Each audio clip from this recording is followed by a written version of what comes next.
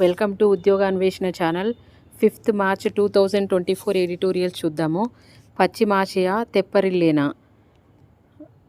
5 నెలల క్రితము మొదలైన ఇజ్రాయెల్ హమాస్ యుద్ధము పశ్చిమాసియాలో తీవ్ర ఉద్రిక్తతలు రేపుతుంది. ఇది క్రమంగా విస్తరించి ప్రపంచాన్నంతటికీ విఘాతం మారే ప్రమాదం ఉందన్న ఆందోళనలు వ్యక్తమవుతున్నాయి. యుద్ధం వల్ల భారత్కు తీవ్ర నష్టం తప్పదు. నిరుడు అక్టోబర్ 7న ఇజ్రాయెల్ పైన హమాస్ జరిపిన ఆకస్మిక దాడి మొత్తము ప్రపంచాన్ని నివ్వెరపరిచింది. అంటే ఇజ్రాయెల్ పైన హమాస్ ఫస్ట్ దాడి చేసింది. ఎప్పుడు? అక్టోబర్ 2023 7వ తారీఖు నాడు. ఆ దాడి ద్వారా పెద్ద సంఖ్యలో ఇజ్రాయెల్ బందీలను పట్టుకుపోయి వారిని అడ్డుపెట్టుకొని రాజకీయ బేరసారాలు జరపడము హమాస్ ఉద్దేశమన్న విశ్లేషణలు వినిపించాయి. హమాస్ దాడికి ప్రతీకారంగా ఇజ్రాయెల్ పూర్తిస్థాయి యుద్ధం ప్రారంభించింది. 3 లక్షల మంది రిజర్వ్ సైనికులను బరిలోకి దింపి గాజాలో హమాస్ నిర్మూలించడానికి నడుం కట్టింది. ఉత్తర గాజా నుంచి 23 లక్షల మందిని తరిమివేసింది. ప్రస్తుతం వారంతా ఈజిప్ట్ నుంచి రాఫా మీదుగా అందే సహాయమే ఆధారంగా బతుకులు వెళ్లదీస్తున్నారు. తమ పౌరులను హమాస్ చెర నుంచి విడిపించకపోయినా రాఫా నుంచి ఫలస్తీనియన్లు వెళ్లగొడతామని ఇజ్రాయెల్ ప్రధాని బెంజమిన్ నెతన్యాహు హుంకరిస్తున్నారు. యుద్ధ సమస్య పరిష్కారం కోసము ఖతార్లో మొదలైన చర్చలు ఇప్పుడు ఈజిప్టులో మారాయి. రంజాన్ పండుగలోగానైనా పరిష్కారం లభిస్తుందన్న అంచనాలు వినిపిస్తున్నాయి. ఆ లోపలైనా ఏమన్నా పరిష్కారం వస్తున్నాయనే అంచనాలు వినిపిస్తున్నాయి. సమగ్ర భద్రతా వ్యూహము. ఫలస్తీనా విషయంలో 1973 తర్వాత నుంచి ఇజ్రాయిల్ కరుకు పంథమునకు అనుసరించడము మొదలుపెట్టింది. ఎప్పుడు? 1973 తర్వాత నుంచి. ఇజ్రాయిల్ ఫలస్తీనియన్లు స్వతంత్ర రాజ్యాలుగా మనుగడ సాగించాలనే ద్విజాతి సిద్ధాంతాన్ని పూర్తిగా నీళ్లొదిలింది. ఇజ్రాయిల్కు ప్రపంచ పటం నుంచి తుడిచిపెట్టాలని కలలు కంటున్న హమాస్ 1987లో ఆవిర్భవించింది.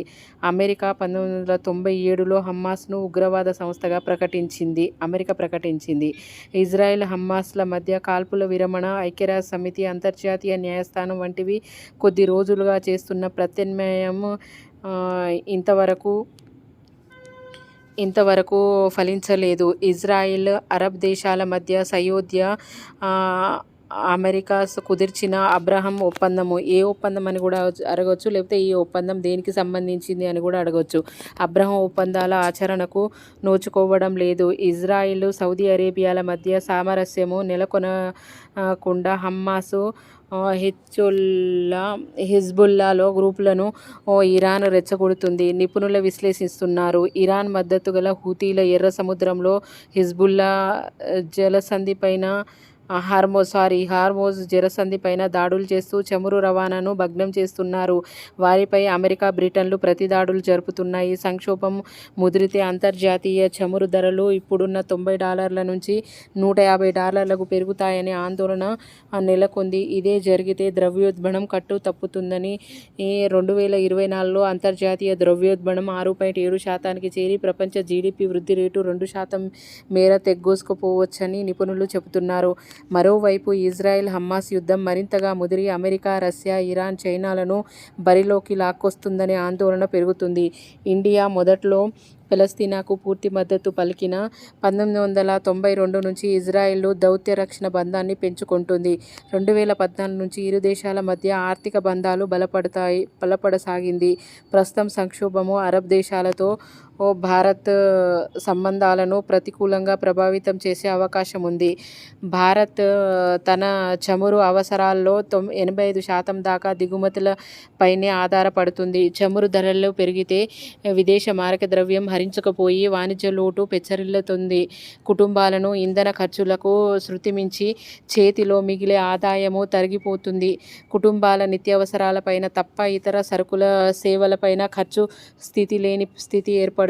ఫలితంగా మార్కెట్లో గిరాకీ తగ్గి పారిశ్రామిక ఉత్పత్తి, ఉపాధి హామీలు తరిగిపోతాయి. హమాస్ దాడి భారత్, దాని పొరుగు దేశాల్లో ఉగ్రవాద శక్తులకు ప్రేరణగా నిలిచే ప్రమాదం ఉంది. ఇప్పటికే కొన్ని తీవ్రవాద మూకల్లో హమాస్కు మద్దతు పెరుగుతున్న సూచనలున్నాయి. ఈ క్రమంలో ఇస్లామిక్ ఉగ్రవాద భావజాలాన్ని విరివిగా వ్యాపింపజేయడానికి విచ్ఛిన్న శక్తులు పూనుకోవచ్చు. తప్పుడు వక్రీకరించిన సమాచారం ప్రచారంలోకి వచ్చే అవకాశం ఉంది. ఈ తరహా సమాచారం యుద్ధాన్ని నిరోధించడం అత్యావశ్యకము. ఉగ్రవాద శక్తుల నుంచి మానవ గూఢచారులతో పాటు ఈ ఎలక్ట్రానిక్ మార్గంలోనూ సమాచారాన్ని సేకరించి సామాజిక మాధ్యమాల్లో, అంతర్జాతీయంలో ఉగ్రవాదుల కార్యకలాపాలపైన నిఘా వేసి మొగ్గలోనే వాటిని తుంచివేయాలి. ఏకకాలంలో పలు వేదికలపై కన్నేసి ప్రమాదకరమైన సమాచార వ్యాప్తిని నిలువరించాలి. ఇందుకోసమని త్రిదళ సాయుధ బలగాలు, పోలీసు, గూఢచారి సంస్థలు సమన్వయంతో పనిచేయాలి. ఇప్పటికైనా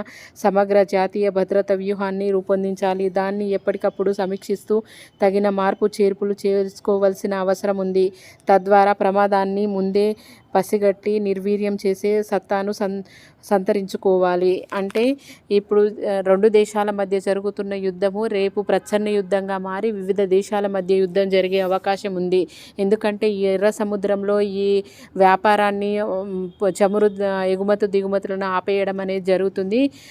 ఒకటి ఏమో హూతీలు, రెండవదేమో హూతీలు అనేది ఎక్కువగా వీటి మీద పడవల మీద ఎక్కువగా ధ్వంసం చేయడం అనేది మనం గతంలో కూడా చూసినాం చాలా ఆర్టికల్లో. దీర్ఘకాలం కొనసాగకుండా ఇజ్రాయెల్ హమాస్ సంక్షోభం పైన అరబ్ దేశాలన్నీ ఏకతాటి మీదికి నడవడం లేదని గమనించాలి. టెహరాన్ మద్దతుతో హమాస్, హిజ్బుల్లా వంటి గ్రూపులు చెలరేగిపోవడము పశ్చిమాసియాలో ఇరాన్ ప్రాబల్యం పెరగడానికి దారితీస్తుందని సౌదీ అరేబియా వంటి దేశాలు ఆందోళన చెందుతున్నాయి. ఈ పరిస్థితిని నివారించాలంటే హమాస్ ఇజ్రాయెల్ యుద్ధము మరీ దీర్ఘకాలికంగా కొనసాగకుండా వేగంగా పరిష్కారం కొనసాగాలని అరబ్ దేశాలు ఆశిస్తున్నాయి. అమెరికా నాయకత్వంలోని పాశ్చాత్య దేశాల అభిప్రాయము అదే. ఇజ్రాయిల్, పలస్తీనా వేరువేరు దేశాలుగా మనుగడ సాగించడము అంతిమ పరిష్కారం అవుతుంది. దీనికి ఇజ్రాయిల్ సెసేమేరా అంటున్న అన్ని వైపుల నుంచి వచ్చే ఒత్తిడి వల్ల అది దిగిరాక తప్పకపోవచ్చు. ఏది ఏమైనా ప్రపంచ వాణిజ్యాన్ని, పశ్చిమాసియంలో శాంతిని పెను విఘాతంగా మారిన ఇజ్రాయిల్ హమాస్ పోరు వెంటనే ముగింపునకు వచ్చేలా ప్రపంచ దేశాలు గట్టిగా కృషి చేయాలి. ఇది అండి ఇజ్రాయిల్ హమాస్ మధ్య జరుగుతున్న యుద్ధం గురించి డీటెయిల్గా ఇవ్వడం అనేది జరిగింది. దీన్ని 1-2 సార్లు వినండి. ఏ దేశాలు ఎలా మొదలయ్యాయి అనేది, యుద్ధము ఏ విధంగా ఇండిపెండెంట్ అయింది అనేది కూడా చూసాము. 1987లో హమాస్ అనేది ఇజ్రాయెల్ నుండి వేర్పడడం అనేది జరిగింది. హమాస్ దాడి స్ఫూర్తితోనే పాక్ గూఢచార్య సంస్థ ఇంటర్ సర్వీసెస్ ఇంటెలిజెన్స్ ISI అక్కడి ఉగ్ర బృందాలను భారత్ పైన ఉసిగొల్పే ప్రమాదం ఉంది. అందువల్ల లష్కర్-e-తోయిబా, హర్కతుల్ ముజాహిద్దీన్, జైష్-e-మహమ్మద్, తెహ్రీక్-e-తాలిబాన్ పాకిస్తాన్ వంటి ఉగ్రమూటలపైన సదా కన్నువేసి ఉంచాలి. ముఖ్యంగా కశ్మీర్లో ఉగ్ర పన్నాగాలను ఎప్పటికప్పుడు చిత్తు చేయాలి. ముంబైపై పార్లమెంటు మీద గతంలో పాక్ ప్రేరేపిత ఉగ్రవాదులు ఆకస్మిక దాడులను తెగబడిన సంగతి తెలిసిందే. అదే తరహాలో పాక్ మద్దతుతో ఉగ్రమూకలు మళ్ళీ భారత్ పైన చెలరేగిపోకుండా నిత్యము అప్రమత్తంగా వ్యవహరించాలి. అంటే మనము ఈ యుద్ధం వల్ల ఇప్పుడు జరుగుతున్న ఈ యుద్ధం కూడా అవకాశంగా తీసుకొని పాక్ మన దేశం పైన ఏమైనా దాడి చేసే అవకాశం ఉండొచ్చు. ఎప్పటికప్పుడు వాటి యొక్క వ్యూహాలను చిత్తు చేయాలని చెప్తున్నారు. చూద్దాం ఇంకో ఆర్టికల్. బోధనా ఆసుపత్రులు బాగు కోసము నాణ్యమైన వైద్య విద్యతోనే సమర్థ ఆరోగ్య సేవలు సహకారమవుతాయి. సురక్షిత వైద్య దళాన్ని తీర్చిదిద్దుకోవడంలో అనాదిగా భారత్ ఎడతెగని నిర్లక్ష్యమే రాజ్యమేలుతుంది. దేశీయంగా చాలా వైద్య కళాశాలలో పూర్తిస్థాయి బోధన సిబ్బంది మౌలిక వస్తువుల కొరవడము జగమెరిగిన సత్యము. తనిఖీల సమయంలో తాత్కాలిక గురువులు రోగులతో యాజమాన్యాలు చేస్తున్న మాయలు గతంలోనే జాతీయ వైద్య మండలి NMC దృష్టికి వచ్చాయి. ఆ వ్యవస్థపైన కొరడా జులిపించిన ప్రతిసారి మరొక అవకాశం అంటూ కళాశాలల వైద్య విద్యకు తీరని అన్యాయం చేస్తున్నాయి. దీనితో విసిగిపోయిన NMC ప్రతి మెడికల్ కళాశాలలో ఆధార్ అనుసంధాత బయోమెట్రిక్ హాజరును తప్పనిసరి చేస్తూ 2 ఏళ్ల కిందట ఉత్తర్వులు జారీ చేసింది. బోధనా ఆసుపత్రుల్లో కెమెరాలు కొలువు తీర్చాలని ఆజ్ఞాపించింది. వాటి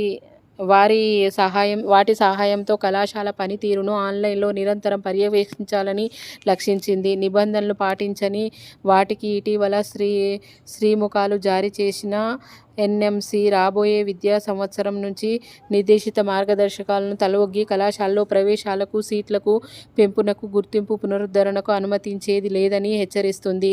ఎన్ఎంసి ఆదేశాల మేరకు వైద్య కళాశాలలో బోధన సిబ్బంది, రెసిడెంట్ డాక్టర్లు 75% హాజరు తప్పనిసరి. బోధనా ఆసుపత్రుల్లో సంవత్సరాల్లో సగటుగా 80% పడకల్లో రోగులు ఉండాలి.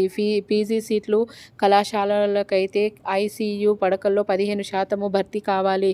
వైద్య విద్యను మరింత పటిష్టం చేసేందుకు ఇవి ఎంతగానో ఉపకరించేవే. పరీక్షల్లో సూచిరాతకు అడ్డుకట్ట వేసేందుకు దీనిని సీసీ కెమెరా ఏర్పాటు అక్కరకొస్తుంది. వీటిని సమర్థంగా అమల్లోకి తేవడంతో పాటు ఇతర సమస్యలను కాయకల్పము చికిత్స చేయాల్సిందే.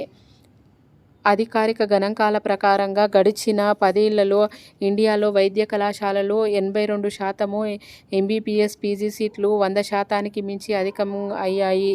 ఒకవైపు సీట్లు, కాలేజీలు పెంచుకుంటూ డాక్టర్ చదువుల్లో నాణ్యత విస్మరించడమంటే ప్రజారోగ్యానికి ప్రమాదంలో నెట్టివేయడమే.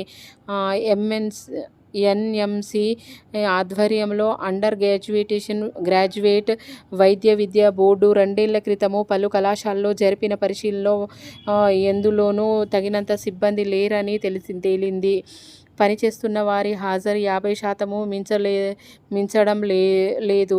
చాలా కాలేజీలు తాత్కాలిక సిబ్బందితో నెట్టుకొస్తున్నాయి. కొన్నింట్లో అత్యవసర వైద్య విభాగాలు కేవలం కాగితాలకే పరిమితమయ్యాయి.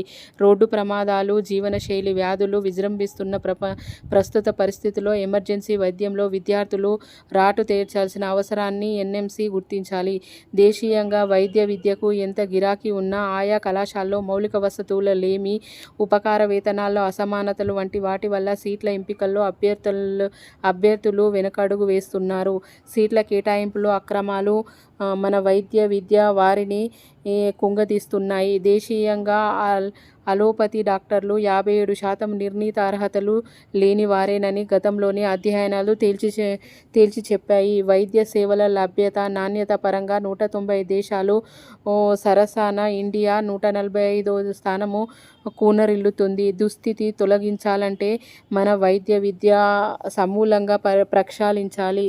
సంపద యాచే తప్ప వస్తువులపై దృష్టి పెట్టాలని, ప్రైవేటు కళాశాలలు గుర్తింపును నిర్లక్ష్యంగా రద్దు చేయాలి. కళాశాలలన్నింటిలో అత్యాధునిక మౌలిక సదుపాయాలు, సమర్థత బోధనలకు అందుబాటులో ఉంచాలి. United Kingdom, America, Canada, Germany ప్రభృత దేశాలు మేలిమి ప్రమాణాలతో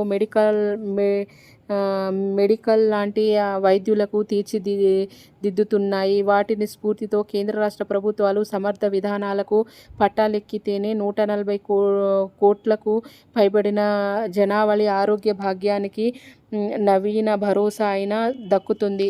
ఇది వైద్య కళాశాలలో జరుగుతున్న అవకతవకల గురించి ఇవ్వడం అనేది జరిగింది. ఇవ్వండి ఈరోజు ఇంపార్టెంట్ ఆర్టికల్స్. మీకు నచ్చితే ఈ ఛానల్ని లైక్ చేయండి, షేర్ చేయండి, సబ్స్క్రైబ్ చేయండి.